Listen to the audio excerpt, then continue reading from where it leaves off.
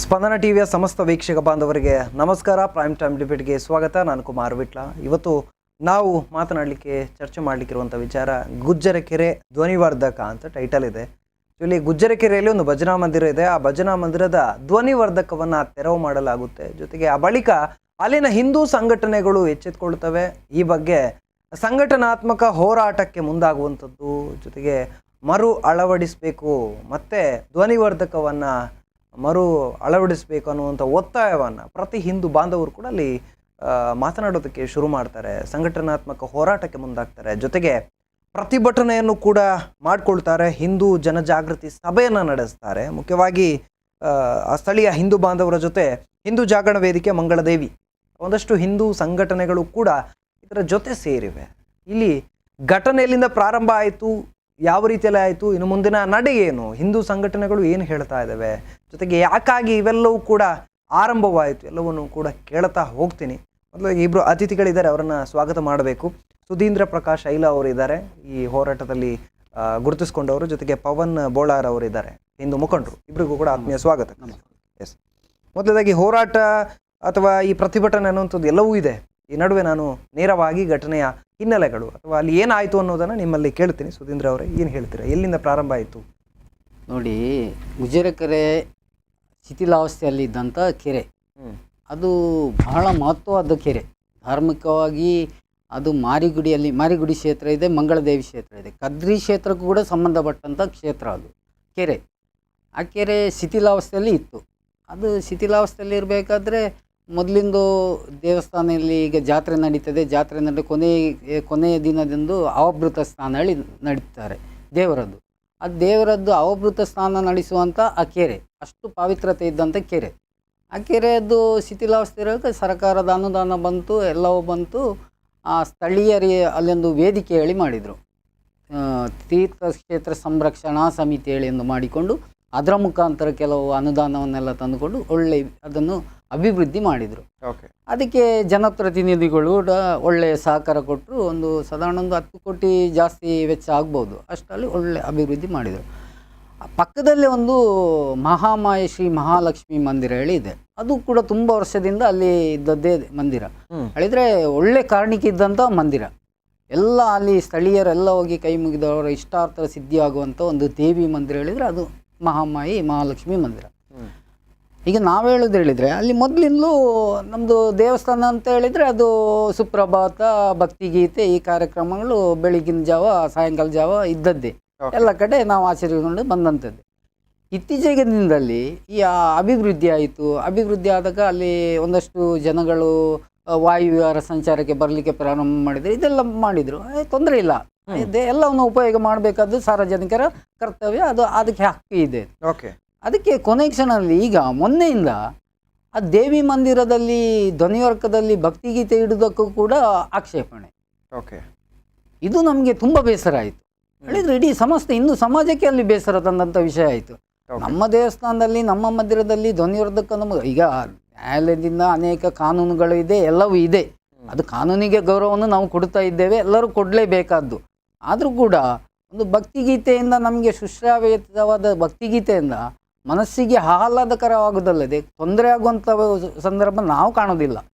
ಅದು ಯಾರೋ ಒಬ್ಬ 2-3 ವ್ಯಕ್ತಿಗಳು ಸೇರಿಕೊಂಡು ಅದಕ್ಕೆ ದೂರು ಕೊಟ್ಟುಕೊಂಡು ಅದನ್ನು ಅಲ್ಲಿ ಧ್ವನಿವರ್ಧಕ ಹಾಕಬಾರ್ದು, ಅದನ್ನು ನಿಲ್ಲಿಸಬೇಕು, ಇದೆಲ್ಲ ನಮ್ಮ ಸಂಘಟನೆಯ ಪ್ರಮುಖರ ಗಮನಕ್ಕೆ ಬಂತು. ನಾವು ತಕ್ಷಣ ಪ್ರತಿಸ್ಪಂದನೆ ಮಾಡಿದ್ದೆವು.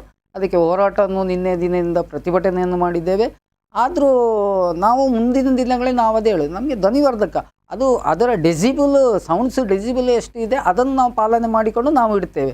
ಆದರೆ ಇಡಲೇಬಾರ್ದು. ನಮಗೆ ಧ್ವನಿ ಕೇಳಿದರೆ ಅದು ಎಲ್ಲೋ ಒಂದು ವ್ಯಕ್ತಿಯ ಅವರ ಶ್ರೀಮತಿಯವರಿಗೆ ಮೈಗ್ರೇನ್ ಪ್ರಾಬ್ಲಮ್ ಇದೆ, ಆದ ಕಾರಣ ಅದು ತೊಂದರೆ ಆಗ್ತದೆ. ಅದು ಅವರ ಮನೆ ಇರುವುದು ನಾವೆಲ್ಲ ವಿಚಾರಣೆ ಮಾಡಿದೆವು. ಅದು ಅವರ ಮನೆ ಇರುವುದು ಇಲ್ಲಿ. ಇದು ಎಷ್ಟು ಸಮಯದಿಂದ ಈ ಸಮಸ್ಯೆ ನಿಮಗೆ? ಅಂದ್ರೆ ಈಗ ಸಮಸ್ಯೆ ಸರ್ ಇತ್ತೀಚೆಗೆ ಒಂದು ವಾರ 2 ವಾರದಿಂದ ಈ ಸಮಸ್ಯೆ ಬಂತು ನಮಗೆ ಅಷ್ಟೇ. ಪವನ್ ಅವರೇ, ಈ ಒಂದು ವಿಚಾರ ತಮ್ಮ ಗಮನಕ್ಕೆ ಎಷ್ಟು ಸಮಯದಿಂದ ಬರ್ತಾ ಇದೆ, ಅಥವಾ ಇದು ಹಿಂದೆಯಿಂದಲೂ ಕೂಡ ಈ ರೀತಿಯ ಕಿರಿಕ್ ಅನ್ನುವಂಥದ್ದು ಇತ್ತು ಆ ಪ್ರದೇಶದಲ್ಲಿ? ಹೇಗಿಲ್ಲ, ಆ ಥರ ಏನೋ ಸಮಸ್ಯೆ ಆ ಪ್ರದೇಶದಲ್ಲಿ ಇರಲಿಲ್ಲ. ಇದು ರೀಸೆಂಟ್ಲಿ ಅದೇ ಒಂದು ವಾರ ಆಯ್ತಷ್ಟೇ ಈ ಸಮಸ್ಯೆ ಬಂದು. ನಾವು ಕೂಡ ಅಲ್ಲಿ ಆ ಜಾಗಕ್ಕೆ ಹೋಗಿ ನಮಗೆ ಇನ್ನೊಂದು ವಿಚಾರ ತುಂಬ ಬೇಸರದ ವಿಷಯ ಏನಂದರೆ, ಅವರು ದಿ ಹಿಂದ್ ಪೇಪರಲ್ಲಿ ಅದು ಪತ್ರಿಕಾ ಇದರಲ್ಲಿ ಬರೆದಿದ್ದಾರೆ ಯಾವ ಥರ ಅಂದರೆ, ಹಿಂದೂ ಜಾಗರಣ ವೇದಿಕೆಯವರು ಆ ಸ್ಥಳೀಯ ದೇವಸ್ಥಾನಕ್ಕೆ 30,000 ಹಣ ಖರ್ಚು ಮಾಡಿ ಧ್ವನಿವರ್ಧಕವನ್ನು ಕೊಟ್ಟು ಅವರಿಗೆ ಇಡಬೇಕಂತೆಲ್ಲ ಬೆಂಬಲ ಕೊಟ್ಟಿದ್ದಾರೆ ಅಂತ ಆ ಪೇಪರಲ್ಲಿ ಅವರು ದಿ ಹಿಂದೂ ಪೇಪರಲ್ಲಿ ಕಟ್ಟಿಂಗ್ ಕೊಟ್ಟಿದ್ದಾರೆ. ನಮಗೆ ಅದು ತುಂಬ ಬೇಜಾರಾಯ್ತು. ಯಾಕಂದರೆ ಅವರು ನಾವು ಅದರ ಕಾನೂನು ಪ್ರಕಾರ ಅದಕ್ಕೆ ಕ್ರಮನೂ ಕೂಡ ನಾವು ಕೈಗೊಳ್ಳಿಕ್ಕೆ ನಮ್ದು ಲಾಯರ್ ಅವರ ಹತ್ರ ಮಾತಾಡಿದ್ದೇವೆ. ಯಾಕಂದ್ರೆ ಅವರು ಅದಕ್ಕೆ ಆತರ ಯಾವುದೇ ರೀತಿಯ ಘಟನೆಗಳು ನಡೆದಿಲ್ಲ, ನಾವು ಕೊಟ್ಟೇ ಇಲ್ಲ. ಅದಕ್ಕೆ ಅವ್ರು ಪ್ರತಿ ಕೊಟ್ಟಂತಾದ್ರೆ ನಾವು ಅವರಿಗೆ ಕೊಟ್ಟದ್ದು ಹೌದು, ನಾವು ಅವರಿಗೆ ಹಿಂದೂ ಜಾಗರಣ ವೇದಿಕೆ ಅವರು ಬೆಂಬಲ ಕೊಟ್ಟದ್ದು ಹೌದು ಅಂತ ಒಂದು ಪ್ರೂಫ್ ಅವರು ತಂದು ತೋರಿಸ್ಲಿ, ನಾವು ಅವರಿಗೆ ಶರಣಾಗ್ಲಿಕ್ಕೆ ರೆಡಿ ಇದ್ದೇವೆ. ಒಂದೇ ಒಂದು ಪ್ರೂಫ್ ಇಲ್ಲದವರು ಡೈರೆಕ್ಟ್ ಏಕಾಏಕಿಯಾಗಿ ದಿ ಹಿಂದೂ ಪೇಪರಲ್ಲಿ ಕಟ್ಟಿಂಗ್ ಇದು ಕೊಟ್ಟಿದ್ದಾರೆ. ಸೊ ಇದು ನಾನು ಕೇಳುವಂಥದ್ದು, ಈ ಧ್ವನಿವರ್ಧಕದ ವಿಚಾರ ಈ ಹಿಂದೆಯಿಂದಲೂ ಕೂಡ ಅಲ್ಲಿ ಕಿರಿಕಾಗ್ತಾ ಇತ್ತ ಅನ್ನುವಂಥದ್ದು. ಯಾಕಂದರೆ ಕೆಲವೊಂದು ಕಡೆಗಳಲ್ಲಿ ಹಲವಾರು ವರ್ಷಗಳಿಂದ ಆ ಚರ್ಚೆಗಳು ಅಥವಾ ವಾಗ್ವಾದಗಳಿರ್ಬೋದು ನಡೀತಾ ಇರ್ತದೆ. ನಿಮ್ಮ ಭಾಗದಲ್ಲಿ ಈ ಹಿಂದೆಯೂ ಕೂಡ ಈ ರೀತಿಯ ಘಟನೆಗಳು ನಡೆದಿತ್ತ ಹೇಗೆ ಅಂತ? ಇಲ್ಲ, ಇಷ್ಟರವರೆಗೆ ಯಾವುದೇ ಒಂದು ಘಟನೆ, ಅಹಿತಕರ ಘಟನೆ ಈ ಧ್ವನಿವರ್ಧಕದ ವಿಚಾರವಾಗಿ ಯಾವುದೇ ಧರ್ಮದ ವಿಚಾರದಲ್ಲಿ ಆಗಲಿ ಹಿಂದೂ ಧರ್ಮದ ವಿಚಾರದಲ್ಲಿ ಯಾವತ್ತೂ ಆಗಿಲ್ಲ. ಇದೇ ಮೊದಲನೇ ಸತಿ ಆಗಿರುವಂಥದ್ದು ಈ ಘಟನೆ. ನಮ್ಮ ಹಿಂದೂ ಜನರ ಕೋಮುವಾದ ಸೃಷ್ಟಿ ಮಾಡ್ಲಿಕ್ಕೋಸ್ಕರ ಈ ತರ ಮಾಡ್ತಿದ್ದಾರಾ ಅದು ನಮ್ಗೆ ಗೊತ್ತಿಲ್ಲ. ಅಲ್ಲಿ ಆ ಗುಜರಕೆರೆ ಪಾರ್ಕ್ ಏನಿದೆ ಅದರಲ್ಲಿ ಪ್ರತಿ ಧರ್ಮದವರು ಬರ್ತಾರೆ. ಅದೇ ಖಾಲಿ ಹಿಂದೂ ಧರ್ಮದವರು ಸೀಮಿತವಾಗಿ ಆ ಪಾರ್ಕ್ ಯೂಸ್ ಮಾಡ್ತಾ ಇಲ್ಲ, ಪ್ರತಿ ಧರ್ಮದವರಲ್ಲಿ ವಾಕಿಂಗ್ ಮಾಡ್ತಾರೆ.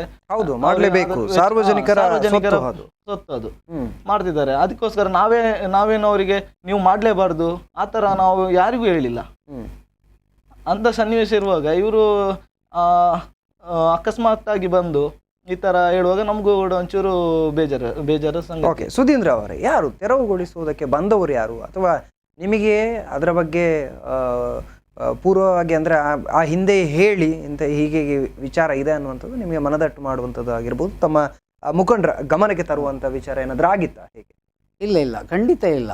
ಅದು ನಾವು ವಿಚಾರಣೆ ಮಾಡಬೇಕಾದ್ರೆ ನಮಗೆ ಪ್ರಮುಖರು ಅಲ್ಲಿಯ ಸ್ಥಳೀಯ ಕಾರ್ಯಕರ್ತರು ತಿಳಿಸಿದರು, ಮತ್ತು ಹಿಂದೂ ಸಮಾಜದವರು ತಿಳಿಸಿದರು, ಮತ್ತು ಜನಪ್ರತಿನಿಧಿಗಳಿಗೂ ವಿಚಾರ ಬಂದಿದೆ ಅದು. ಆನಂತರ ನಾವು ಹೇಳೋದು, ಒಬ್ಬರು ವ್ಯಕ್ತಿ ಅವರು ಒಳ್ಳೆ ವಿದ್ಯಾವಂತರು ಹೇಳಿ ನಾವು ಅದು ವಿಚಾರಣೆ ಮಾಡಿದ್ದೇವೆ. ವಿದ್ಯಾವಂತರು ಅವರೊಬ್ಬರು ಮಾಧ್ಯಮದಲ್ಲಿ ಉದ್ಯೋಗ ಮಾಡುವಂಥವರು ಕೂಡ, ಇದು ಕೂಡ ಹೇಳಲೇಬೇಕಾಗ್ತದೆ. ಒಂದು ಮಾಧ್ಯಮದಲ್ಲಿ, ಪತ್ರಿಕಾ ಮಾಧ್ಯಮದಲ್ಲಿ ಉದ್ಯೋಗದಲ್ಲಿ ಇರುವಂಥವರು ಆ ವ್ಯಕ್ತಿ ನಾವು ವಿಚಾರವನ್ನು ಮಾಡಬೇಕಾದ್ರೆ ಅವರಿಗೆ ಅದೇ ಈ ಒಂದು ಸಣ್ಣ ವಿಷಯನ ಇಟ್ಕೊಂಡು ನಮಗೆ ಇಲ್ಲಿ ಸಂಶಯ ಏನು ಹೇಳಿದರೆ, ಈ ವ್ಯಕ್ತಿಯೇ ದೂರು ಕೊಡಲಿಕ್ಕೆ ಕಾರಣ ಇದೆ ಹಿಂದಿ ಕಡೆಯಿಂದ.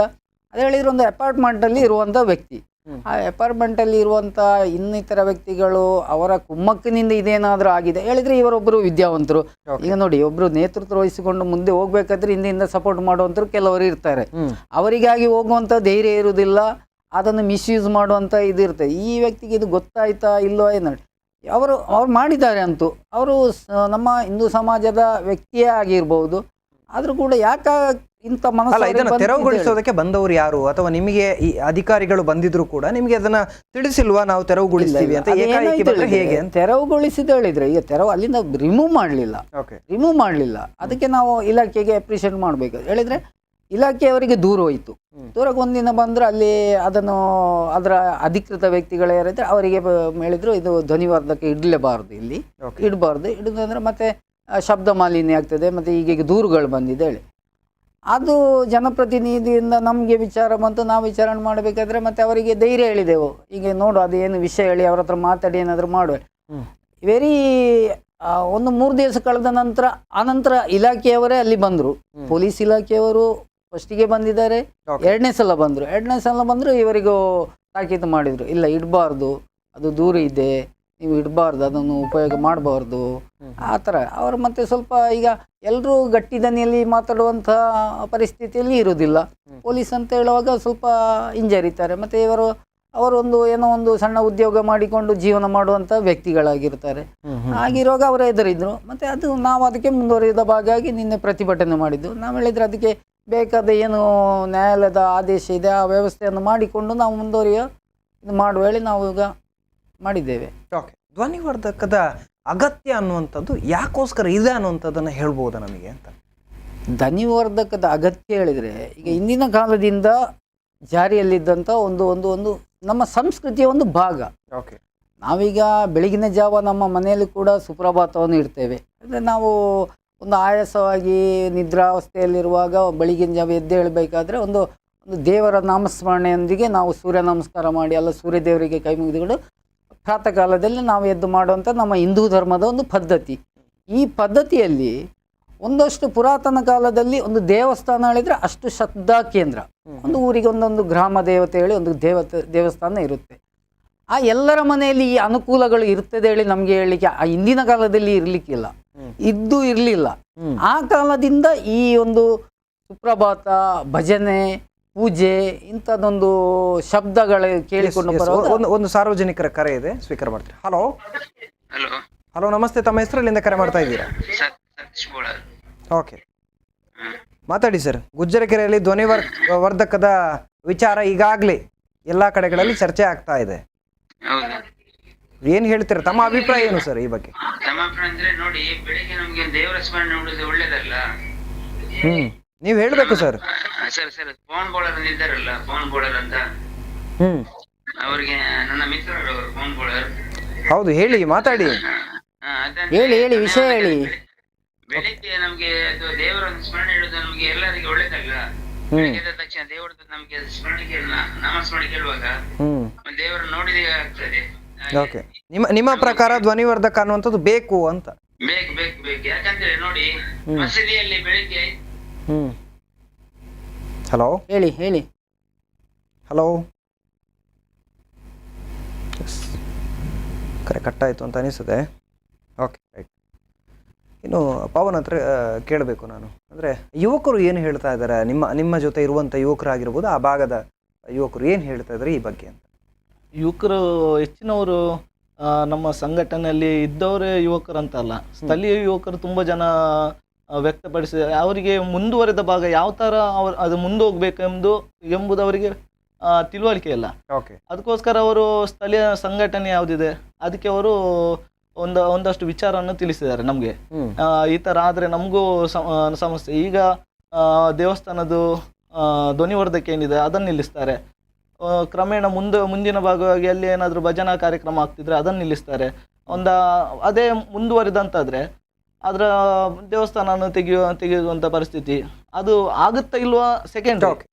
ಅಂತ ಸಮಸ್ಯೆ ಬರಬಾರ್ದು ಎಂಬ ಕಾರಣಕ್ಕೆ ಮೊದಲನೇ ಇದರಲ್ಲೇ ಅದನ್ನ. ಓಕೆ, ಪವನ್ ಒಂದು ಕರೆ ಇದೆ. ಹಲೋ ಹಲೋ, ಮಾತಾಡಿ ಸರ್. ಹಲೋ ನೋಡಿ, ನಮ್ಮ ಬೋಳಾರದಲ್ಲಿ ಸಹ ಹಾಗೆ ಪ್ರಾಬ್ಲಮ್ ಬಂದಿತ್ತು. ಬೋಳಾರದಲ್ಲಿ ಮೈಕ್ ಇಡುವುದಕ್ಕೆ ಬೆಳಿಗ್ಗೆ 5 ಗಂಟೆ ಇಡುವುದಕ್ಕೆ ಯಾಕೆ ಹೇಳ್ತೀರಾ, ನಮ್ಗೆ ನಿದ್ದೆ ಬರುದಿಲ್ಲ ಅಂತ ಹೇಳ್ತಿದ್ರು. ಓಕೆ, ಆದ್ರೆ ಈಗ ಅದನ್ನ ನಾವು ಕಂಟಿನ್ಯೂ ವಿಶ್ವೇಶ್ವರ ಪದ ಮಂದಿರದಲ್ಲಿ ಈಗ ಹೇಳ್ತೇವೆ. 5:05 ನಾವು ಅಲ್ಲಿ ಮೈಕ್ ಬೆಳಿಗ್ಗೆ ಇಡ್ತೇವೆ. ಅಂದ್ರೆ ಜನರಿಗೆ ಒಂದು ಉಪಯೋಗ ಆಗಿದೆ. ಯಾಕಂದ್ರೆ ಕೆಲಸ ಹೋಗೋರಿಗೆ ಹೇಳ್ಬೇಕಲ್ಲ ಬೆಳಿಗ್ಗೆ. ಓಕೆ, ಅಲ್ಲಿ ಮೈಕ್ ಇರ್ತ ಸಕ್ರೆ ಇರ್ತಾರೆ. ನಿಮ್ಮ ಪ್ರಕಾರ ಭಜನಾ ಮಂದಿರದ ಧ್ವನಿವರ್ಧಕದಿಂದ ಉಪಕಾರ ಇದೆ, ಉಪದ್ರ ಇಲ್ಲ ಅಂತ? ಹೌದೌದು, ಹಾಗೆ ಉಪದ್ರ ಇಲ್ಲ ಅಂತ ಹೇಳ್ತೀನಿ. ಓಕೆ, ಚೆನ್ನಾಗಿ ನಿದ್ದೆ ಬರೋವರಿಗೆ ಇದು ಸಮಸ್ಯೆ ಆಗೋದಿಲ್ವಾ ಅಂತ? ಇಲ್ಲ ಇಲ್ಲ, ಹಾಗೇನಿಲ್ಲ. ಅಂದ್ರೆ ಬೆಳಿಗ್ಗೆ ಕೆಲಸ ಹೋಗಿರೋ ಬೆಳಿಗ್ಗೆ ಓಪನ್ ಆಗ್ತದೆ, ಹೇಳ್ಬೋದಲ್ಲ ಅದಕ್ಕೆ.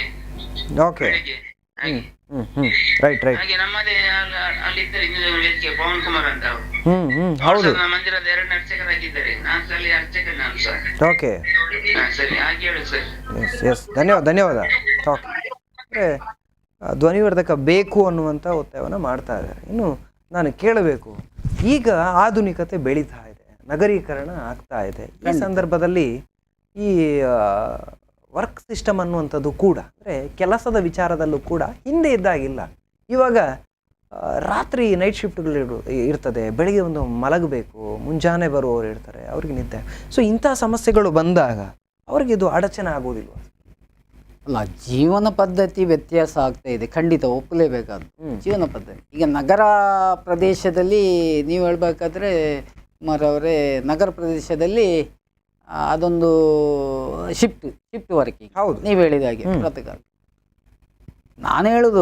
ನಾವು ಹೇಳ್ತಾ ಇರೋದು ಜೀವನ ಪದ್ಧತಿ ಬದಲಾದದ್ದು, ಅದಕ್ಕೆ ವ್ಯವಸ್ಥೆಗೆ ಹೊಂದಿಕೊಳ್ಳೋಣ, ಜೊತೆಗೆ ನಮ್ಮ ಸಂಸ್ಕೃತಿಯನ್ನು ಉಳಿಸಿಕೊಳ್ಳುವಂಥ ಒಂದು ಪ್ರಯತ್ನವನ್ನು ಕೂಡ ನಾವು ಮಾಡೋಣ. ಅವು ಜೀವನ ಪದ್ಧತಿ ಪಾಶ್ಚಾತ್ಯ ಪದ್ಧತಿ ಥರ ಅಲ್ಲ. ಉದ್ಯೋಗವೇ ನಮ್ಮ ಜೀವನ, ದುಡ್ಡು ಗಳಿಸುವುದೇ ಜೀವನ, ಒಂದು ಅಷ್ಟು ಬಂದು ದುಡಿದು ಬಂದು ಅದನ್ನು ಮಜಾ ಮಾಡಿ ಈ ರೀತಿ ಎಲ್ಲ ಮಾಡೋದಕ್ಕಿಂತ ಧ್ವನಿವರ್ಧಕದ ಮೂಲಕ ನನಗೆ ಸಮಸ್ಯೆ ಏನು ಹೇಳಿದರೆ, ಭಕ್ತಿಗೀತೆ ಕೇಳಿದ ತಕ್ಷಣ ನನಗೆ ತೊಂದರೆ ಆಗ್ತದೆ. ಅದೆಲ್ಲ ನನಗೆ ಅರ್ಥ ಆಗ್ತಾ ಇಲ್ಲ ಅದು. ಓಕೆ, ಅದಕ್ಕೆ ಏನು ಹೇಳಬೇಕು ಹೇಳಿ, ಅದು ಅರ್ಥ ಇಲ್ಲ. ನಾವು ಬದಲಾಗೋದು ಅದು ಜೀವನ ಪದ್ಧತಿ ಬದಲು ಮಾಡಿ, ಅದರ ಸಂಸ್ಕೃತಿಯನ್ನು ಉಳಿಸುವಂಥ ಪ್ರಯತ್ನವನ್ನು ಮಾಡಿಕೊಂಡು ನಮ್ಮದಂದರೆ ಅದು ನಮ್ಮದು ಹೇಳಿದರೆ ಹಿಂದೂ ಧರ್ಮ ಹೇಳಿದರೆ ಅತ್ಯಂತ ಶ್ರೇಷ್ಠವಾದ ಧರ್ಮ.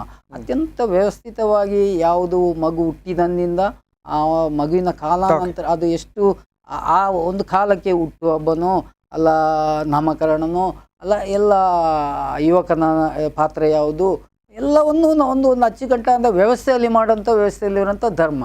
ಆದ ಕಾರಣ ನಾವು ಅದನ್ನು ಏಕಾಏಕಿ ನಾವು ಭಕ್ತಿಗೀತೆ ಬೇಡ, ಈ ಬದಲಾದ ಪದ್ಧತಿಯಲ್ಲಿ ಇದನ್ನು ನಾವು ಬಿಟ್ಟುಕೊಂಡು ಅಂದ್ರೆ ಧಾರ್ಮಿಕ ವಿಚಾರವನ್ನ ಬಿಟ್ಟುಕೊಡಬಾರ್ದು. ಅದು ಖಂಡಿತ ಬಿಟ್ಟುಕೊಡ್ಬಾರ್ದು. ಇನ್ನು ಪವನ್ ಅವರೇ, ಸಂಘಟಿತ ಹೋರಾಟದ ಒತ್ತಾಯದ ಕೂಗು ಯುವಕರಲ್ಲಿ ಅಥವಾ ಆ ಭಾಗದ ಸಂಘಟನೆಯಲ್ಲಿರುವಂತಹ ಯುವಕರ ಯಾರು ಸಂಘಟನೆಯಲ್ಲಿ ಇದ್ದಾರೆ ಸದಸ್ಯರು, ಅವರೆಲ್ಲ ಸಂಘಟಿತ ಹೋರಾಟಕ್ಕೆ ಒಮ್ಮತವನ್ನು ಸೂಚಿಸಿದ್ದಾರೆ. ಈ ಬಗ್ಗೆ ನಾವು ಸಂಘಟಿತ ಅಂದ್ರೆ ಒಗ್ಗಟ್ಟಿನ ಹೋರಾಟ ಮಾಡಬೇಕು ಅನ್ನೋದು ಯಾವ ರೀತಿಯ ಅಂದ್ರೆ ಆ ಒಂದು ನಿಮ್ಮ ಹೋರಾಟದ ಸಂದರ್ಭ ಹೇಗಿತ್ತು ಅಲ್ಲಿ? ಅಂದ್ರೆ ಅದನ್ನ ಪ್ರತಿಭಟನೆಯ ಸಂದರ್ಭ ಯುವಕರು ಏನು ಹೇಳ್ತಾ ಇದ್ರು, ಇದಕ್ಕೆ ನಿಮ್ಮೊಳಗಿನ ಮಾತುಕತೆಗಳು ಹೇಗಿತ್ತು? ಮುಖ್ಯವಾಗಿ ಅದೇ ಎಲ್ಲ ಯುವಕರ ಬಾಯಲ್ಲಿ ಮಾತಿದ್ದದ್ದು ಒಂದೇ, ಇಂಥ ಪರಿಸ್ಥಿತಿ ಮರುಕಳಿಸಬಾರ್ದು ಅಂತ. ಮರುಕಳಿಸಿದ್ರೆ ಪುನಃ ಅದಕ್ಕೆ ನಾವು ಅದನ್ನ ಎದ್ರಿ ಕೂತ್ಕೊಂಡಂತಾದ್ರೆ ಅದನ್ನ ನಾವು ಹಿಮ್ಮೆಟ್ಟಿ ಮುಂದೆ ಹೋಗಿಲ್ಲ ಅಂತಾದ್ರೆ ಆ ಪರಿಸ್ಥಿತಿ ಜೋರಾಗುತ್ತೆ. ಮುಂದಿನ ದಿನ ಏನಾಗುತ್ತೆ ಅಂದ್ರೆ ಅದೇ ನಾನು ಆಗ ಹೇಳಿದ ಹಾಗೆ ನಮ್ಮ ಧಾರ್ಮಿಕ ಸಂಸ್ಕೃತಿಯ ಬಗ್ಗೆ ಒಂದೊಂದೇ ಹಂತವಾಗಿ ಅದರ ಮೇಲೆ ಮೆಟ್ಟಿಕೊಂಡು ಹೋಗುವಂತ ಪರಿಸ್ಥಿತಿ ಮುಂದಾಗ್ಬೋದು. ಪವನ್ ಅವರ ಒಂದು ಕರೆ ಇದೆ, ಸ್ವೀಕಾರ ಮಾಡಿ. ಹಲೋ ಹಲೋ ಹಲೋ ಹಲೋ, ತಮ್ಮ ಧ್ವನಿ ಕೇಳಿಸ್ತಾ ಇಲ್ಲ. ಹಲೋ ನಮಸ್ತೆ, ತಮ್ಮ ಹೆಸರು ಎಲ್ಲಿಂದ ಕರೆ ಮಾಡ್ತಾ ಇದ್ದೀರಾ? ಓಕೆ, ಮಾತಾಡಿ ಸರ್. ಅವರು ನಿಜವಾಗಿ ಅವರು ಹಿಂದೂಗಳಿಗೆ ಇದು ವಿರೋಧ ಮಾಡ್ತಿದ್ದಾರೆ. ಅವರು ಹಿಂದೂಗಳಾಗಿ ಹುಟ್ಟಿದಾರಲ್ಲ, ಮುಸ್ಲಿಮರಾಗಿ ಹುಟ್ಟಿದ್ದಾರೆ ಅವರು. ಓಕೆ, ಯಾರ ಹುಟ್ಟಿನ ಬಗ್ಗೆ ಅಲ್ಲ ಸರ್ ಇಲ್ಲಿ ಪ್ರಶ್ನೆ ಇರುವಂತದ್ದು. ಇಲ್ಲಿ ನಿಮ್ಮ ಒತ್ತಾಯವನ್ನ ಮಂಡಿಸಬಹುದು, ಯಾರ ಹುಟ್ಟಿನ ಬಗ್ಗೆ ತಿಳ್ಕೊಂಡು ಯಾರಿಗೆ ಏನಾಗ್ಬೇಕಾಗಿಲ್ಲ. ಅಲ್ಲಲ್ಲ, ನಿಜವಾಗಿ ಅಂದ್ರೆ ನೋಡಿ, ಹಿಂದೂಗಳಾಗಿ ಹಿಂದೂಗಳಾಗಿದ್ರೆ ಅವರು ಅಲ್ಲ, ತಾವು ಯಾರ ಹುಟ್ಟಿನ ಬಗ್ಗೆಯೂ ಮಾತಾಡುವಂತ ಅರ್ಹತೆಗಳು ಅಥವಾ ಅಂತ ಅವಕಾಶಗಳಿಲ್ಲಿ ಬೇಡ. ನಿಮ್ಮ ಒತ್ತಾಯ ಏನಿದೆ ಅದನ್ನ ಹೇಳ್ಬಿಡಿ ಸರ್ ಅಷ್ಟೇ. ಒತ್ತಾಯ ನೋಡಿ, ಬೆಳಿಗ್ಗೆ ನಮ್ಗೆ ಇದು ಹುಟ್ಟಿದ್ರೆ ನಮ್ಗೆ ಏನು ಪ್ರಾಬ್ಲಮ್ ಇಲ್ಲ ಅಲ್ಲಿ ಆ ಏರಿಯಾದಲ್ಲಿ. ನಿಜವಾಗಿ ಅವರು ಮುಸ್ಲಿಂ ಆಗಿ ಹುಟ್ಟಿದ್ದಾರೆ, ಅಬ್ಜೆಕ್ಷನ್ ಮಾಡ್ತಾರೆ. ಹಿಂದೂ ಅಬ್ಜೆಕ್ಷನ್ ಮಾಡ್ತಿಲ್ಲ ಅವನು. ಓಕೆ, ಅದು ನಿಮ್ಮ ವೈಯಕ್ತಿಕ ಸರ್. ಧನ್ಯವಾದ ಕರೆ ಮಾಡಿರೋದು. ಓಕೆ, ಇಲ್ಲಿ ಯಾರು ಹೇಗೆ ಹುಟ್ಟಿದ್ದಾರೆ ಅಥವಾ ಅವರ ವೈಯಕ್ತಿಕ ವಿಚಾರಗಳು ಯಾರಿಗೂ ಬೇಡ. ಇಲ್ಲಿ ಎಲ್ಲಾ ಧರ್ಮದವರು ಇರುವಂತ ದೇಶ ಇದು, ಎಲ್ಲರಿಗೆ ಗೌರವವನ್ನ ಕೊಟ್ಟಿರುವಂತ ದೇಶ ಇದು, ಎಲ್ಲಾ ಸಂಸ್ಕೃತಿಯನ್ನು ಕೂಡ ತನ್ನ ಒಡಲಲ್ಲಿ ಪಾಲಿಸಿದಂತ ಭಾರತಾಂಬೆ ಇರುವಂತ ದೇಶ ಇದು. ಹಾಗಾಗಿ ಎಲ್ಲರಿಗೂ ಕೂಡ ಗೌರವ ಕೊಡೋದನ್ನು ನಾವು ಕಲ್ತ್ಕೊಳ್ಬೇಕಾಗುತ್ತೆ.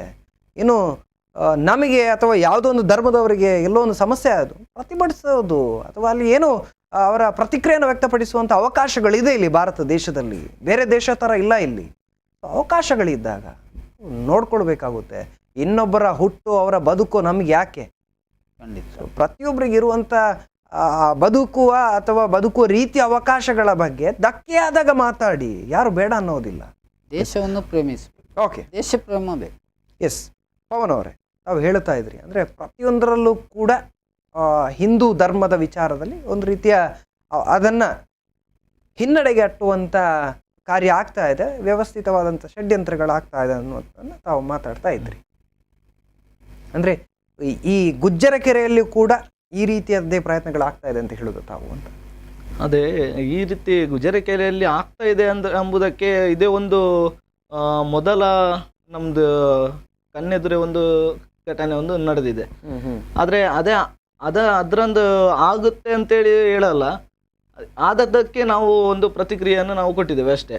ಮುಂದೆ ಆಗಬಾರ್ದು ಅಂತ ಘಟನೆ ಮುಂದೆ ಮರುಕಳಿಸಬಾರದು ಎಂಬ ಒಂದು ಕಾರಣಕ್ಕೋಸ್ಕರ ನಾವು ಚಟುವಟಿಕೆಯನ್ನು ನಾವು ಕೈಗೊಂಡಿದ್ದೇವೆ ಅಷ್ಟೇ. Okay okay right. ಇನ್ನು ಈ ಬಗ್ಗೆ ಸಹಿಯನ್ನು ಸಂಗ್ರಹಿಸುವಂಥ ಕಾರ್ಯಕ್ಕೆ ಕಾರ್ಯಕರ್ತರು ಮುಂದಾಗಿದ್ದಾರೆ ಅಂತ. ಸುಧೀಂದ್ರ ಅವರೇ, ಏನು ಕತೆ ಇದು? ಸಹಿ ಸಂಗ್ರಹಣೆ ಮಾಡ್ತೀರಂತೆ ಅಥವಾ ಸಹಿಯ ಸಂಗ್ರಹಣೆ ಮೂಲಕ ಒತ್ತಾಯವನ್ನು ಮಾಡ್ತೀರಂತೆ, ಏನು ಕತೆ ಇದು? ಸಹಿ ಸಂಗ್ರಹಕ್ಕೆ ನಾನು ಮೊದಲೇ ಹೇಳಿದ ಹಾಗೆ ಈಗ ಧ್ವನಿವರ್ಧಕದ್ದು ನಮಗೆ ಈಗ ಕೊನೆಯಲ್ಲಿ ಬಂದಂಥ ಒಂದು ಸಮಸ್ಯೆ. ಒಂದು ಅದಕ್ಕಿಂತ ಮೊದಲು ಅಲ್ಲಿ ತುಂಬ ಸಮಸ್ಯೆಗಳಿದೆ. ಅಲ್ಲಿ ಗುಜರಕೆರೆ ಪರಿಸರದಲ್ಲಿ ಈಗ ನಾನು ಮುಂಚೆನೆ ಕೇಳಿದೆ ನಿಮಗೆ, ಅಂದ್ರೆ ಇದ್ರ ಹಿನ್ನೆಲೆಯಲ್ಲಿ ಯಾವ್ದಾದ್ರು ಸಮಸ್ಯೆಗಳ ಜೊತೆ ಸಮಸ್ಯೆಗಳು ಹೇಳಿದ್ರೆ ಈ ಧಾರ್ಮಿಕವಾಗಿ ಇರುವ ಸಮಸ್ಯೆ ಇದು ನೇರ ಬಂದ ಸಮಸ್ಯೆ. ಗುಜರಕೆರೆ ಡೆವಲಪ್ಮೆಂಟ್ ಆದ ನಂತರ ಈಗ ನಾವು ಒಂದೂವರೆ ವರ್ಷ ಮೊದಲು ಕೂಡ ಅಲ್ಲಿ ಈಗ ಅನ್ಯ ರಾಜ್ಯದವರು ಈಗ ನಮ್ಮೆಲ್ಲ ಕರ್ನಾಟಕದಲ್ಲಿ ನಮ್ಮದು ವಿದ್ಯಾಪ್ರಧಾನ ರಾಜ್ಯ ಹೇಳಿ ನಾವು ಹೇಳ್ಬೋದು. ವಿದ್ಯೆ ಹಾಸ್ಪಿಟಾಲಿಟಿ ಎಲ್ಲ ಹೈಯೆಸ್ಟ್ ಇರೋದು ಹೇಳಿದ್ರೆ ನಮ್ಮ ನಮಗೆ ಹೆಮ್ಮೆ ಇದೆ. ವಿದ್ಯಾರ್ಜನೆಗೋಸ್ಕರ ಎಲ್ಲ ನಮ್ಮ ಭಾರತ ದೇಶದ ಎಲ್ಲ ರಾಜ್ಯದಿಂದಲೂ ಬರುತ್ತದೆ, ಹೊರ ದೇಶದಿಂದಲೂ ಬರ್ತಾರೆ. ಅದೇ ರೀತಿ ನಮ್ಮ ಮಂಗಳೂರಲ್ಲಿ ಕೂಡ, ನಮ್ಮ ಗುಜರಕೆರೆ ಪಕ್ಕದಲ್ಲಿ ಕೂಡ, ಬೋಳಾರ ಪಕ್ಕದ ಮಂಗಳದೇವಿ ಪಕ್ಕದಲ್ಲಿ ಕೂಡ ಅನೇಕರು ಅನ್ಯ ರಾಜ್ಯದ ವಿದ್ಯಾರ್ಥಿಗಳು ವಿದ್ಯಾರ್ಜನೆಗೋಸ್ಕರ ಬರ್ತಾರೆ. ಲಾಸ್ಟ್ ಒಂದಲ್ಲಿ ಹಾಸ್ಟೆಲಲ್ಲಿ ಒಂದು ಸ್ವಲ್ಪ ಹೇಳಿದ್ರೆ ದೊಡ್ಡ ಸಮಸ್ಯೆ ಆಯಿತು. ಆ ಸಮಸ್ಯೆಯನ್ನು ನಾವು ಅಲ್ಲಿಂದಲ್ಲಿಗೆ ಪೊಲೀಸ್ ಇಲಾಖೆ ಜೊತೆ ಮಾತುಕತೆ ಮಾಡಿ ನಮ್ಮ ಶಾಸಕರು ಅದಕ್ಕೆ ಸಹಕಾರ ಕೊಟ್ಟು ಅವರ ಮಾತುಕತೆಯಿಂದೆಲ್ಲ ಅದು ಸಮಸ್ಯೆ ಬಗೆಹರಿಯಿತು. ಇದೀಗ ಕೂಡ ಅಲ್ಲಿ PGಗಳೆಲ್ಲ ತುಂಬ ನಡೀತಾ ಇದೆ, ಹಾಸ್ಟೆಲ್ಗಳಿದೆ.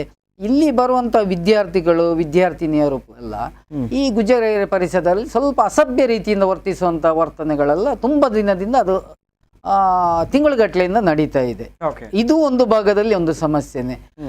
ಇದು ಸಮಸ್ಯೆ ಏನು ಹೇಳಿದ್ರೆ ಅಲ್ಲಿ ಈಗ ಬೆಳಕಿನ ವ್ಯವಸ್ಥೆ ಇದೆ. ಬೆಳಕಿನ ವ್ಯವಸ್ಥೆ ಅಷ್ಟಾಗಿ ಅದು ಒಬ್ರೊಬ್ಬೊಬ್ಬರ ಮುಖ ಕಾಣುವಂಥ ವ್ಯವಸ್ಥೆಯಲ್ಲಿ ಇಲ್ಲ. ಡೆವಲಪ್ಮೆಂಟ್ ಆಗಿದ್ರು ಕೂಡ ಅದು ಪದೇ ಪದೇ ಹೇಳಿ ಆಯಿತು ಇದನ್ನೊಂದು ವ್ಯತ್ಯಾಸ ಮಾಡಬೇಕು, ಬೆಳಕಿನ ವ್ಯವಸ್ಥೆ ಆಗಬೇಕು. ಇಂಥ ಸಮಸ್ಯೆ ಜೊತೆಗೆ ಅನಂತರ ಗುಜ್ಜರಕೆರೆ ನಾನು ಮೊದಲು ಹೇಳಿದಾಗ ಅದು ತೀರ್ಥಕ್ಷೇತ್ರ. ತೀರ್ಥಕ್ಷೇತ್ರ ಹೇಳಿದ್ರೆ ಅದರ ಪಾವಿತ್ರತೆಯನ್ನು ಕಾಪಾಡೋದು ನಮ್ಮ ಎಲ್ಲರದ್ದು ಕರ್ತವ್ಯ. ಇಂಥ ಸಮಸ್ಯೆಗಳಿಂದ ಈ ಅನೌಚಿತಿಕ ವರ್ತನೆ, ಅಲ್ಲಿ ಏನಾದರೂ ತಂದು ತಿಂದುಕೊಂಡು ಅಲ್ಲೇ ಬಿಸಾಕುದು, ಅದನ್ನು ಕೆರೆಯೊಳಗೆ ಬಿಸಾಕುದು, ಇದು ನಮ್ಮ ಪವಿತ್ರತೆಗೆ ಧಕ್ಕೆ ಬರುವುದು. ಇದು ಈ ಸಮಸ್ಯೆಗಳ ಜೊತೆಗೆ ಈಗ ಈ ಧ್ವನಿವರ್ಧಕದ ಸಮಸ್ಯೆ ಕೂಡ ಬಂದಿದೆ. ಈಗ ಸಮಸ್ಯೆಗಳಲ್ಲಿ ಉದ್ಭವ ಆಗ್ತಾನೆ ಇದೆ, ಒಂದಕ್ಕೊಂದು ಲಿಂಕ್ ಆಗ್ತಾ ಇದೆ. ಓಕೆ, ಇಲ್ಲಿ ಅಂತ ಅನುಚಿತ ವರ್ತನೆಗಳಿರ್ಬೋದು, ಎಲ್ಲವನ್ನು ಕೂಡ ನೀವು ಪ್ರಶ್ನೆ ಮಾಡ್ತಾ ಇದ್ದೀರಾ. ನಿಮ್ಮ ಧ್ವನಿವರ್ಧಕವನ್ನು ಪ್ರಶ್ನೆ ಮಾಡುವವರು ಯಾರು? ಅಥವಾ ಅಲ್ಲಿರುವ ಹೆಚ್ಚಿನ ಜನ ಧ್ವನಿವರ್ಧಕದ ಸಮಸ್ಯೆಯಿಂದ ಅಂದ್ರೆ ಆ ಸಮಸ್ಯೆನ ಅನುಭವಿಸ್ತಾ ಇದ್ದಾರಾ, ಅಥವಾ ಕೇವಲ ಬೆರಳೆಣಿಕೆಯಷ್ಟು ಜನರಿಗೆ ಇದು ಸಮಸ್ಯೆ ಆಗ್ತಾ ಇದೆಯಾ ಅಂತ? ಅಷ್ಟೇ, ಬೆರಳೆಣಿಕೆ ಜನಕ್ಕೆ ಮಾತ್ರ ಧ್ವನಿವರ್ಧಕದ ಸಮಸ್ಯೆ. ಅಷ್ಟೇ ಜನ. ನಿಮ್ಮ ಒತ್ತಾಯ ಏನು ಸರ್ ಇದಕ್ಕೆ? ನಮ್ದು ಒತ್ತಾಯ ಹೇಳಿದ್ರೆ ಅಂದ್ರೆ ಅದು ಅವರಿಗೆ, ನಿಮ್ಮ ಲೆಕ್ಕದಲ್ಲಿ ಅದು ಅವರಿಗೆ ಸಮಸ್ಯೆ ಆಗ್ತಿಲ್ಲ, ಸುಮ್ಮನೆ ಅವರು ಈ ಒಂದು ತಕರಾರನ್ನು ಎತ್ತಿದ್ದಾರೆ ಅಂತ ಹೇಳಿ? ಅಲ್ಲ, ನಮಗೆ ಸಂಶಯ ಇದೆ, ಖಂಡಿತ ಸಂಶಯ ಇದೆ. ಏಕಾಏಕಿ ಒಬ್ಬ ವ್ಯಕ್ತಿ, ಒಬ್ಬ ಭಾರತ ದೇಶದ ಪ್ರಜೆ ಹೇಳ್ಬೋದು, ಅವರು ಏಕಾಏಕಿ ಒಂದು ಮಂದಿರದ ಧ್ವನಿವರ್ಧಕವನ್ನು ಪ್ರಶ್ನೆ ಮಾಡ್ತಿರ್ಬೇಕಾದ್ರೆ ಇದು ಏನು ಹೇಳಿದ್ರೆ ಹಿಂದೂ ಧರ್ಮಕ್ಕೆ ಮುಳ್ಳು ಚುಚ್ಚಿ ನೋಡೋದು. ಇವರ ಸ್ಪಂದನೆ ಹೇಗಿದೆ ಹೇಳಿ, ಇವರ ಪ್ರತಿಕ್ರಿಯೆ ಏನಿದೆ ಹೇಳಿ. ಇದರಲ್ಲಿ ಏನಾದರೂ ನಾವು ಪಾಸಿಟಿವ್, ನಮ್ಮ ವಿರೋಧಿಗಳಿಗೆ ಪಾಸಿಟಿವ್ ಎನರ್ಜಿ ಬಂತ ಹೇಳಿದ್ರೆ ಇನ್ನೊಂದಷ್ಟು ಬೇರೆ ಏನಾದರೂ ಮಾಡ್ತಾರೆ. ಈಗ ಅಲ್ಲಿ ವರ್ಷಕ್ಕೊಂದು 4 ಪೂಜೆಗಳು ನಡೀತದೆ. ಇದೆಲ್ಲ ನಡಿಬೇಕಾದ್ರೆ ಸ್ವಲ್ಪ ಏನೋ ಕೆಲವರಿಗೆ ಅದು ಏನೋ ಇದು ಇನ್ನೊಬ್ಬರ ಕೈವಶ ಆಗುವಂಥ ಪರಿಸ್ಥಿತಿ ನಿರ್ಮಾಣ ಆಗುತ್ತಾ, ಏನಾದ್ರೂ ಇರ್ಬೋದು. ರೈಟ್, ಏನೋ ಇರ್ಬೋದು ಅಂತ ಇರ್ಬೋದು. ಅದ್ರಲ್ಲಿ ಏನಿದೆ, ಜೊತೆಗೆ ಯಾವ ರೀತಿಯಲ್ಲಿ ತಮ್ಮ ಹೋರಾಟ ಇನ್ನು ಮುಂದಿನ ಹಂತದಲ್ಲಿ ಸಾಗ್ಲಿಕ್ಕಿದೆ ಎಲ್ಲವನ್ನು ಕೂಡ ನಾವು ಮಾತನಾಡಬೇಕು. ಒಟ್ಟಿನಲ್ಲಿ ಗುಜ್ಜರಕೆರೆಯಲ್ಲಿ ಧ್ವನಿವರ್ಧಕದ ಚರ್ಚೆ ಅನ್ನುವಂಥದ್ದು ವ್ಯಾಪಕವಾಗಿದೆ. ಜೊತೆಗೆ ಅದು ಎಲ್ಲರ ಗಮನ ಸೆಳೀತಾ ಇರುವಂಥದ್ದು. ಇವಾಗ ಗುಜ್ಜರಕೆರೆಯಲ್ಲಿ ಧ್ವನಿವರ್ಧಕದ ವಿಚಾರದಲ್ಲಿ ಹಿಂದೂ ಸಂಘಟನೆಗಳು ಬಹಳಷ್ಟು ಎಚ್ಚೆತ್ತುಕೊಂಡಿವೆ, ಸಂಘಟಿತ ಹೋರಾಟಕ್ಕೆ ಮುಂದಾಗಿವೆ ಅನ್ನುವಂಥದ್ದು ಮಾತಾಡ್ತೀವಿ ಪುಟ್ಟ ವಿರಾಮದ ಬಳಿ.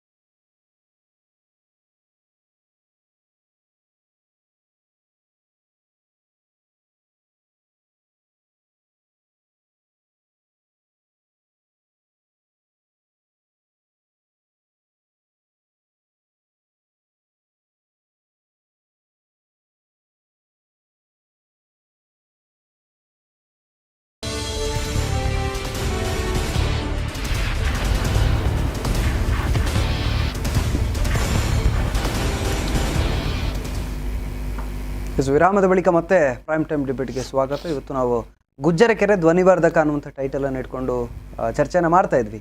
ಧ್ವನಿವರ್ಧಕದ ಅದು ಬೇಕು ಅನ್ನುವಂಥ ಒತ್ತಾಯವನ್ನು ಹಿಂದೂ ಸಂಘಟನೆಗಳು ಒಗ್ಗಟ್ಟಿನಲ್ಲಿ ಪ್ರಯತ್ನವನ್ನು ಮಾಡ್ತಾ ಇದೆ, ಪ್ರತಿಭಟನೆಯನ್ನು ಮಾಡಿವೆ, ಒತ್ತಾಯವನ್ನು ಕೂಡ ಮಾಡಿವೆ. ಈ ನಡುವೆ ಅಲ್ಲಿನ ಸ್ಥಳೀಯರು ಯಾರು ಇದರ ಬಗ್ಗೆ ಆಕ್ಷೇಪಣೆಯನ್ನು ಸಲ್ಲಿಸಿರುವಂಥದ್ದು, ದೂರನ್ನು ಕೂಡ ನೀಡಿದ್ದಾರೆ. ಚರ್ಚೆಯನ್ನು ಮುಂದುವರಿಸ್ತಾ ಇದ್ದೀನಿ. ನಾನು ಇನ್ನು ಪವನ್ ಅವರಲ್ಲಿ ಕೇಳಬೇಕು, ಗುಜ್ಜರಕೆರೆ ಅನ್ನುವಂಥ ಭಾಗ ಅಥವಾ ಈ ರೀತಿಯ ಸಮಸ್ಯೆಗಳು ಇತರ ಭಜನಾ ಮಂದಿರದ ಸುತ್ತಮುತ್ತ ಕೂಡ ಈ ರೀತಿಯ ಸಮಸ್ಯೆಗಳು ಆಗ್ತಾ ಇದೆಯಾ? ಅಂದರೆ ಕೇವಲ ಗುಜ್ಜರಕೆರೆಗೆ ಸೀಮಿತವಾಗಿದೆಯಾ ಇದು ಸಮಸ್ಯೆ? ಇತರ ಭಜನಾ ಮಂದಿರಗಳು ತಮಗೆ ತಿಳಿದಿರುವಂತೆ ಆಗ್ತಾ ಇದೆಯಾ ಸಮಸ್ಯೆ ಅಂತ? ನಮಗೆ ತಿಳಿದಿರುವ ಮಟ್ಟಿಗೆ ನಾವು ಕೂಡ ಇಲ್ಲಿ ನಾನು ಕೂಡ ಒಂದು ಭಜನಾ ಮಂದಿರದ ಅರ್ಚಕನಾಗಿ ಕೆಲಸ ಮಾಡ್ತಿದ್ದವ. ಓಕೆ. ನಮ್ಮ ಕಡೆ ಯಾವುದೇ ಒಂದು ಭಜನಾ ಮಂದಿರದ ಸಮಸ್ಯೆ ಇಲ್ಲ. ಓಕೆ. ಆ ಥರ ಸಮಸ್ಯೆ ಆಗಲಿ, ಅಲ್ಲಿ ಹತ್ತಿರ ಅಂಬಮಹೇಶ್ವರಿ ದೇವಸ್ಥಾನ ಇದೆ, ಭಜನಾ ಮಂದಿರ ಇದೆ, ಆದಿಮಹೇಶ್ವರಿ ಭಜನಾ ಮಂದಿರ ಇದೆ, ಹಾಗೆ ಹಲವು ಭಜನಾ ಮಂದಿರ ಇದೆ. ಆದರೆ ಈ ಥರ ಸಮಸ್ಯೆ ಅಲ್ಲಿ ಯಾವ ಕಡೆ ಕೂಡ ಕಂಡು ಬಂದಿಲ್ಲ. ಯಾವುದೇ ದೇವಸ್ಥಾನದಲ್ಲಿ ಈ ಥರ ವಿಚಾರ ಆಗಲಿ, ಅದು ಅನ್ಯಮತೀಯರಾಗಲಿ ನಮ್ಮ ಹಿಂದೂ ಧರ್ಮದವರೇ ಆಗಿರಲಿ, ಆ ಪ್ರದೇಶದಲ್ಲಿ ಅಂಥ ಸಮಸ್ಯೆಯನ್ನು ಯಾರೂ ಇಷ್ಟರವರೆಗೆ ತಂದು ಹಾಕಿಲ್ಲ. ಓಕೆ. ಇದೇ ಮೊದಲ ಬಾರಿಗೆ ಆ ಧ್ವನಿವರ್ಧಕದ ಸಮಸ್ಯೆ ಬಂದಿರೋದು ಇದೇ ಮೊದಲ ಬಾರಿ ಆ ಕಡೆ. ಇನ್ನೊಂದೇನೆಂದರೆ, ನಾವು ವಿಚಾರ ಮಾಡೋ ಹೊತ್ತಿಗೆ ಕಂಪ್ಲೇಂಟ್ ಕೊಟ್ಟಂಥ ವ್ಯಕ್ತಿ ನಾವು ತಮ್ಮ ಮಿಸ್ಸಸ್ಸಿಗೆ ಮೈಗ್ರೇನ್ ಪ್ರಾಬ್ಲಮ್ ಇದೆ ಆ ಥರ ಅದಕ್ಕೋಸ್ಕರ ಅದನ್ನು ಕಡಿಮೆ ಇಡಬೇಕಂತ ಒಂದು ಒತ್ತಾಯವನ್ನು ಪೊಲೀಸ್ ಸ್ಟೇಷನ್ ಕೊಟ್ಟಿದ್ದಾರೆ ಅಂತ ನಮಗೆ ಮಾಹಿತಿ ಕಂಡು ಬಂತು. ನಮ್ಮ ಅವರಿಗೊಂದು ಪ್ರಶ್ನೆ, ಮೈಗ್ರೇನ್ ಪ್ರಾಬ್ಲಮ್ಮು ನಾರ್ಮಲ್ ಈಗ ಎಲ್ರಿಗೂ ಇದೆ, ಹೆಚ್ಚಿನವರಿಗಿದೆ. ಕೆಲಸದ ಒತ್ತಡದಿಂದ ಯಾರು ದುಡಿತಾರೆ ಅವರಿಗೆ ಹೆಚ್ಚಿನವರಿಗಿದೆ. ಅಂಥ ಸಮಸ್ಯೆ ಜಾಸ್ತಿ ಇದ್ದಂತಾದರೆ ನಾವೊಂದು ಅವರಿಗೆ ಪ್ರಶ್ನೆ ಕೇಳೋದಂತಾದರೆ, ಅವರು ಮನೆಯಲ್ಲಿ TV ಯೂಸ್ ಮಾಡ್ತಾರೆ ಇಲ್ವಾ, ಅವರು ಮಂದಿರಕ್ಕೂ ಅವರಿರುವ ನಿವಾಸಕ್ಕೂ ತುಂಬ ದೂರ ಇದೆ. ಓಕೆ. ಆ ಥರ ಅವರು ಅದನ್ನು ನೋಡ್ಬೇಕಂತಾದರೆ ಅವ್ರ ಮನೆಯಲ್ಲಿ ಇಡುವ TV ವಾಲ್ಯೂಮ್ ಎಷ್ಟು ಇಡ್ತಾರೆ ಅಂತ ನಾವು ನೋಡಬೇಕಾಗತ್ತೆ. ಅಷ್ಟು ಮೈಗ್ರೇನ್ ಪ್ರಾಬ್ಲಮ್ ಇತ್ತಂತಾದರೆ ಅವರು ಆ ಮನೆಯಲ್ಲಿರೋ TV ವಾಲ್ಯೂಮ್ ಕೂಡ ಟಿವಿಯೇ ಯೂಸ್ ಮಾಡಬಾರ್ದು. ಇನ್ನೊಂದು ಮೊಬೈಲ್ ಕೂಡ ಯೂಸ್ ಮಾಡಬಾರ್ದು ಅವರು. ಆ ಥರ ಮೈಗ್ರೇನ್ ಪ್ರಾಬ್ಲಮ್ ಇತ್ತಂತಾದರೆ ಅದನ್ನು ಅವರು ಮಾಡ್ತಿದ್ದಾರ ಎಂಬುದು ಒಂದು ನಮ್ಮ ಪ್ರಶ್ನೆ. ಅದನ್ನು ಅವರು ನಿಲ್ಲಿಸ್ತಾರಂತಾದರೆ, ಅದನ್ನು ಅವರಿಗೆ ನಿಲ್ಲಿಸ್ಲಿಕ್ಕೆ ಆಗುತ್ತಂತಾದರೆ ಮುಂದಿನ ಪ್ರಶ್ನೆ ನಾವು ಮುಂದೆ ದೇವಸ್ಥಾನದ ವಿಚಾರವಾಗಿ ಏನು ಮಾತಾಡ್ಬೇಕಂತ ಅವ್ರ ಹತ್ರ ಮಾತಾಡ್ಬೋದು. ಓಕೆ. ಓಕೆ. ಅಂದರೆ ಈ ಬಗ್ಗೆ ಮಾತುಕತೆಗೆ ನಿಮ್ಮ ಜೊತೆಗೆ ಅವರು ಮುಂದಾಗಿದ್ದಾರಾ? ಅಂದರೆ ಈ ಒಂದು ಸಂಧಾನದ ಪ್ರಯತ್ನಗಳು ಏನಾದರೂ ಆಗಿದೆಯೇ ಈ ಬಗ್ಗೆ, ಅಥವಾ ಅವರೇ ನಿಮ್ಮ ಮುಂದೆ ಬಂದು ಮಾತನಾಡುವಂಥ ಪ್ರಯತ್ನ ಅವ್ರು ಮಾಡಿದಾರಾ, ನೀವು ಅವ್ರ ಜೊತೆ ಮಾತಾಡುವಂಥ ಪ್ರಯತ್ನಗಳು ಆಗಿದೆಯಾ? ಹೇಗೆ ಈಗ ವ್ಯವಸ್ಥೆ ಹೇಗಿದೆ, ಅಲ್ಲಿ ಪರಿಸ್ಥಿತಿ ಹೇಗಿದೆ ಅಂತ? ಇಲ್ಲ, ಅದು ಮಾತಾಡುವಂಥ ಪ್ರಯತ್ನ ಆಗಲಿಲ್ಲ. ಅದು ಜನಪ್ರತಿನಿಧಿಗಳು ಮಾತಾಡಿದ್ದಾರೆ, ಹೇಳಿದ್ದಾರೆ, ಮತ್ತು ಸ್ಥಳೀಯರ ಕೆಲವರು ಮಾತಾಡಿದ್ದಾರೆ. ಮತ್ತು ನಾವು ಒಬ್ಬರು ಸಂಘಟನೆಯ ಕಾರ್ಯಕರ್ತರಾಗಿ ಏಕೇಕಿ ಅವರನ್ನು ಮಾತಾಡಿಸಿ ಹೋಗ್ಬೋದು. ಹೋಗಿ ಅದು ಇನ್ನೂ ಯಾವುದಕ್ಕೋ ಏನೋ ಆಗಿ ಅವರು ಬಂದರು. ಈಗಿದ್ದು ಕಾನೂನು ಗೊತ್ತಿದೆಯಲ್ಲ, ಕಾನೂನಲ್ಲಿ ಏನು ಬೇಕಾದರೂ ಮಾಡ್ಬೋದು. ನಾವು ಏಕಾಏಕಿ ಒಬ್ಬರನ್ನು ಪ್ರಶ್ನೆ ಮಾಡುತ್ತಲ್ಲ, ಪ್ರಶ್ನೆ ಮಾಡೋದಕ್ಕಲ್ಲ, ಸಂಧಾನದ ರೀತಿಯಲ್ಲಿ ಮಾತುಕತೆಗೆ ಜನಪ್ರತಿನಿಧಿಗಳಾಗಿ ಅಥವಾ ಇಬ್ಬರನ್ನು ಕೂಡ, ಅಂದ್ರೆ ಎರಡು ಕಡೆಯವರನ್ನು ಅವ್ರಿಗೆ ಏನು ಸಮಸ್ಯೆ ಆಗ್ತಾ ಇದೆ, ಜೊತೆಗೆ ನಿಮ್ಮ ಒತ್ತಾಯ ಏನಿದೆ, ಎರಡನ್ನು ಕೂಡ ಸಂಧಾನ ಮಾಡುವಂತ ಪೊಲೀಸರಾಗಲಿ ಏನಾದರೂ ಪ್ರಯತ್ನ ಆಗಿದೆ ಮಾಡ್ಬೇಕು, ಮುಂದೆ ಪ್ರಯತ್ನ ಮಾಡಬೇಕು. ಈ ರೀತಿಯ ಹೋರಾಟ ಅಥವಾ ಪ್ರತಿಭಟನೆ ನಿಮ್ಮೊಳಗೆ ಅಂದ್ರೆ ಆ ಭಾಗದ ಹಿಂದೂ ಸಮಾಜದಲ್ಲಿ ಏನ್ ಬದಲಾವಣೆ ಕಂಡುಕೊಂಡಿದ್ದೀರಾ ತಾವು, ಅಂದ್ರೆ ಈ ಧ್ವನಿವರ್ಧಕದ ವಿಚಾರದಲ್ಲಿ ಅಂತ? ಬದಲಾವಣೆ ಆಗಿದೆ. ಈಗ ನಿನ್ನೆ ಪ್ರತಿಭಟನೆ ಆಗಬೇಕಾದ್ರೆ ಖಂಡಿತವಾಗಿ ಎಲ್ಲ ಹಿಂದೂ ಸಮಾಜದವರು ಸಹಕಾರ ಕೊಟ್ಟಿದ್ದಾರೆ. ಹಿಂದೂ ಸಮಾಜ ಕಾರ್ಯಕರ್ತರು ಮಾತ್ರ ಅಲ್ಲ, ಇಡೀ ಹಿಂದೂ ಸಮಾಜ ಅಲ್ಲಿ ಆ ಜಾಗಕ್ಕೆ ಬಂದಿದೆ. ಹಿಂದೂ ಸಮಾಜ ಬಂದು ಹೇಳಿದರೆ ನಾವು ಪ್ರತಿಭಟನೆ ಹೇಳಿ ಮಾಡಲಿಲ್ಲ, ನಾವು ಜನಜಾಗೃತಿ ಸಭೆ, ಹಿಂದೂಗಳ ಜನಜಾಗೃತಿ ಸಭೆ. ನಮಗೆ ಸಮಸ್ಯೆ ಬರ್ತಾ ಇದೆ, ಪ್ರತಿಯೊಂದು ವಿಷಯದಲ್ಲೂ ನಮಗೆ ಸಮಸ್ಯೆ ಬರ್ತಾ ಇದೆ, ಎಚ್ಚೆತ್ತುಕೊಳ್ಳಿ ಹಿಂದೂಗಳೇ, ಎಚ್ಚೆತ್ತುಕೊಳ್ಳಿ. ಈ ಘೋಷವಾಕ್ಯವನ್ನು ಇಟ್ಟುಕೊಂಡು ನಾವು ಜನಜಾಗೃತಿ ಸಭೆ ಮಾಡಿದೆ. ಇದಕ್ಕೆ ಸ್ಪಂದನೆ ಎಲ್ಲ ಹಿಂದೂ ಸಮಾಜದ ಮಾತೆಯಂದಿರು, ಹಿರಿಯರು, ಕಾರ್ಯಕರ್ತರು ಎಲ್ಲರೂ ಒಳ್ಳೆಗೊಟ್ಟಿದ್ದಾರೆ. ಓಕೆ. ಇನ್ನೊಂದು ಕೋಮು ದ್ವೇಷದ ಒಂದು ಹಣೆಪಟ್ಟಿಯನ್ನ ಗುಜ್ಜರಕೆರೆಗೆ ಕಟ್ಬಿಡ್ತಾರ ಹಿಂದೂ ಸಂಘಟನೆಗಳು. ಅಂದ್ರೆ ಎಲ್ಲೆಂದರಲ್ಲಿ ಈ ಜನಜಾಗೃತಿ ಅಥವಾ ಈ ರೀತಿಯ ಭಾಷಣಗಳು ಹೆಚ್ಚಾದ ಹಾಗೆ ಒಂದು ರೀತಿಯಲ್ಲಿ ಹಿಂದೂ ಸಮಾಜ ಒಗ್ಗಟ್ಟಾಗ್ತಾ ಇದೆ, ಇತರ ಸಮಾಜದವರಿಗೂ ಭಯ ಹುಟ್ಟಿಸ್ತಾರ ಅನ್ನುವಂಥದ್ದು? ಖಂಡಿತ ಇಲ್ಲ, ಖಂಡಿತ ಇಲ್ಲ. ಇತರ ಸಮಾಜವನ್ನು ಎದುರಿಸಿ ಇತರ ಸಮಾಜವನ್ನು ನಾವು ತುಳಿದುಕೊಂಡು ನಾವು ಬದುಕುವಂಥ ಹಿಂದೂ ಜಾಗರಣ ವೇದಿಕೆ ಕಾರ್ಯಕರ್ತರಲ್ಲ, ಹಿಂದೂ ಸಮಾಜ ಕೂಡ ಅಲ್ಲ. ಜೊತೆಗೆ ಬದುಕೋಣ, ನಾವೆಲ್ಲರೂ ಜೊತೆಗೆ ಬದುಕೋಣ, ದೇಶವನ್ನು ಪ್ರೇಮಿಸೋಣ, ದೇಶದ ಸಂಸ್ಕೃತಿಯನ್ನು ಉಳಿಸೋಣ, ಎಲ್ಲ ಧರ್ಮೀಯರಿಗೂ ಅವಕಾಶ. ನೀವು ಒಂದ್ಸಲ ಕುಮಾರಣ್ಣ ನೀವು ಬನ್ನಿ ನೋಡಿ, ಹಿಂದೂ ಅಲ್ಲಿ ಗುಜರಗೆರೆ ಪರಿಸರದಲ್ಲಿ ಈ ಸಾಯಂಕಾಲದ ಹೊತ್ತಿಗೆ ಬೆಳಗಿನ ಹೊತ್ತಿಗೆ ಎಲ್ಲ ಧರ್ಮದವರು ಇದ್ದಾರೆ, ಎಲ್ಲ ಧರ್ಮದವರು ಅದನ್ನು ಉಪಯೋಗ ಮಾಡುವವರು ಎಲ್ಲ ಧರ್ಮ. ಯಾವುದೇ ಒಬ್ಬ ಹಿಂದೂ ಅದಕ್ಕೆ ಒಬ್ಜೆಕ್ಷನ್ ಹೇಳಿಲ್ಲ, ಯಾವುದೇ ಇಲ್ಲ. ನಾವು ಒಟ್ಟಿಗೆ ಬದುಕೋಣ. ಅದು ನಮ್ಮ ಸಂಸ್ಕೃತಿ ಹೇಳಿದರೆ ಅದು ಒಳ್ಳೆಯ ಸಂಸ್ಕೃತಿ. ಅದ್ರ ಜೊತೆಗೆ ನಮ್ಮ ಸಂಸ್ಕೃತಿಯನ್ನು ಉಳಿಸುವಂಥ ಕೆಲಸವನ್ನು ಹಿಂದೂ ಸಮಾಜ ಮಾಡಬೇಕೇಳಿ ನಮ್ಮದು ವಿನಂತಿ. ಓಕೆ, ಈ ಪ್ರತಿಭಟನೆಯ ಮುಂದಿನ ಭಾಗ ಏನಿರ್ಬೋದು ನಿಮ್ದು ಅಂತ ಅಂದ್ರೆ ಪ್ರತಿಭಟನೆಯ ಮೂಲಕ ಜನಜಾಗೃತಿ ಅಂದ್ರೆ ಓಕೆ, ಜನಜಾಗೃತಿಯ ಪ್ರತಿಭಟನೆ ರೀತಿಯಲ್ಲಿ ಮಾಡ್ಕೊಂಡಿದ್ದೀರಾ ಅಂದ್ರೆ ಎಚ್ಚೆತ್ಕೊಳ್ಳಿ ಅಂತ.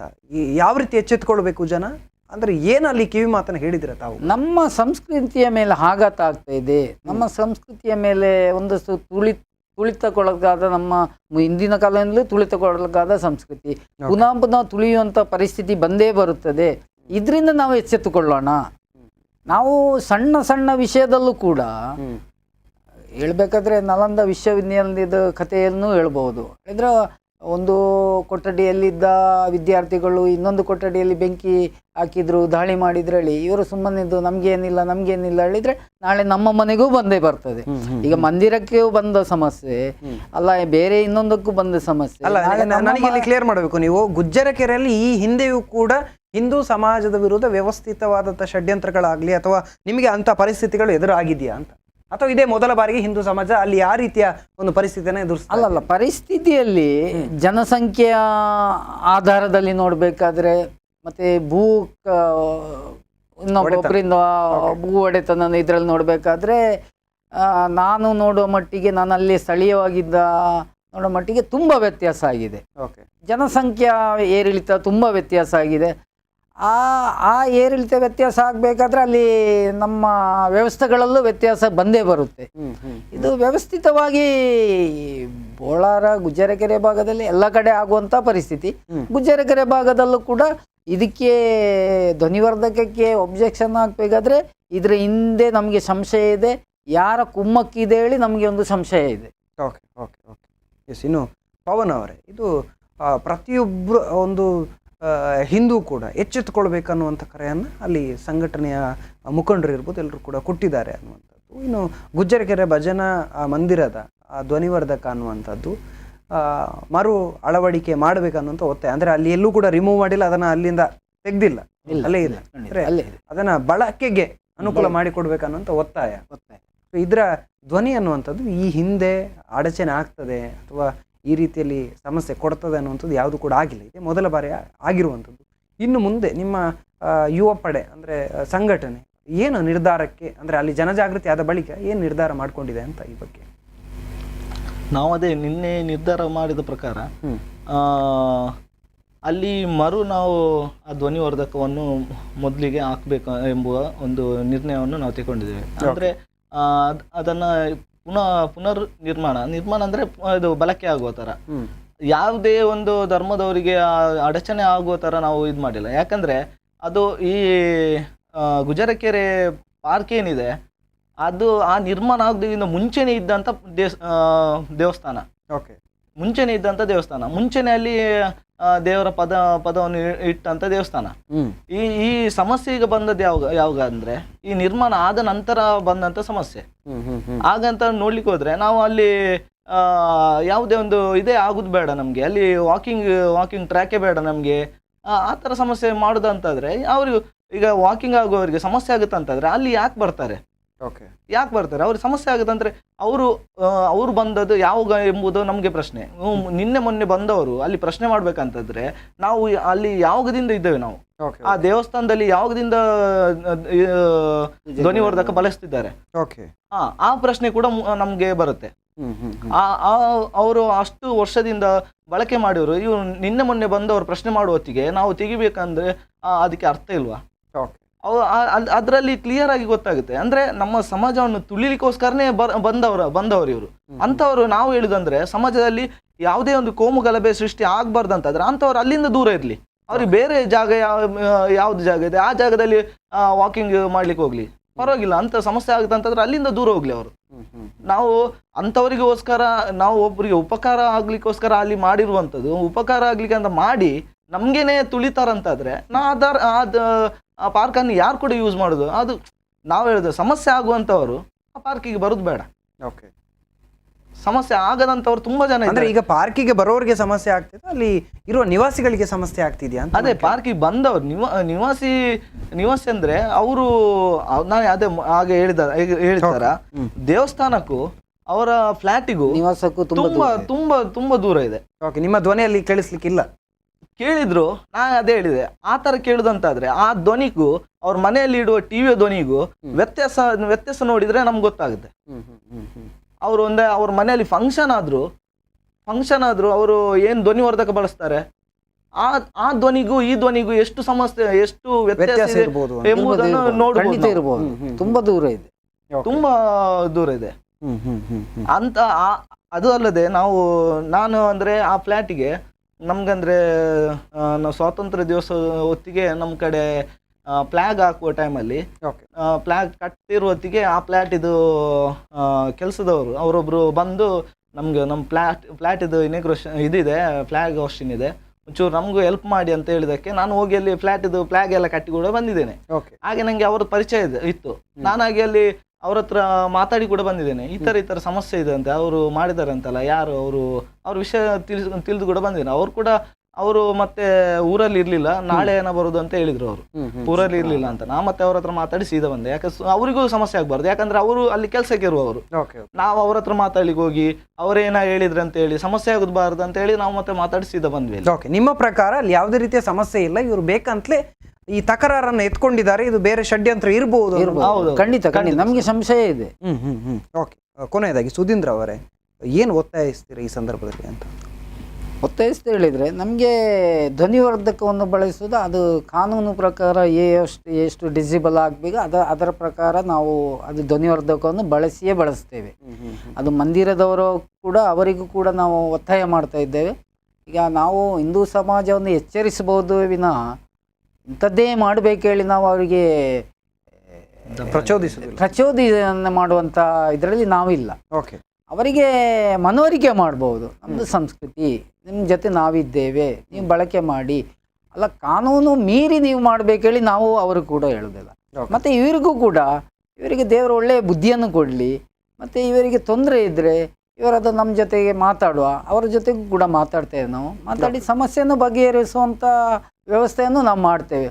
ಮತ್ತು ಹೋರಾಟ ಹೇಳಿದರೆ ನಮಗೆ ನಮ್ಮ ಸಂಸ್ಕೃತಿ ಉಳಿಬೇಕಾದ್ರೆ ನಾವು ಹೋರಾಟ, ಯಾವುದೇ ಹೋರಾಟಕ್ಕೂ ನಾವು ಅದು ತಯಾರಿ. ಅದರಲ್ಲಿ ಹಿಂದೆ ಬೀಳುವಂಥ ಧ್ವಜಾಗರಣ ವೇದಿಕೆ ಕಾರ್ಯಕರ್ತರು ಹಿಂದೆ ಬೀಳುವಂಥ ಪ್ರಶ್ನೆಯೇ ಇಲ್ಲ. ಕೊನೆಯದಾಗಿ ಪವನ್ ಅವರು ನಾವು ಅದೇ ಹೇಳುದು, ಅದೇ ಹಿಂದೂ ಧರ್ಮಕ್ಕೆ ಕುಂದು ಬರುವಂತ ಏನೇ ಸಮಸ್ಯೆ ಬಂದಂತಾದ್ರು ನಾವು ಅದಕ್ಕೆ ಮುಂದೆ ನಿಂತು ಅದಕ್ಕೆ ಸಮಸ್ಯೆನ ಪರಿಹಾರ ಕಂಡುಕೊಳ್ಳುವಂತ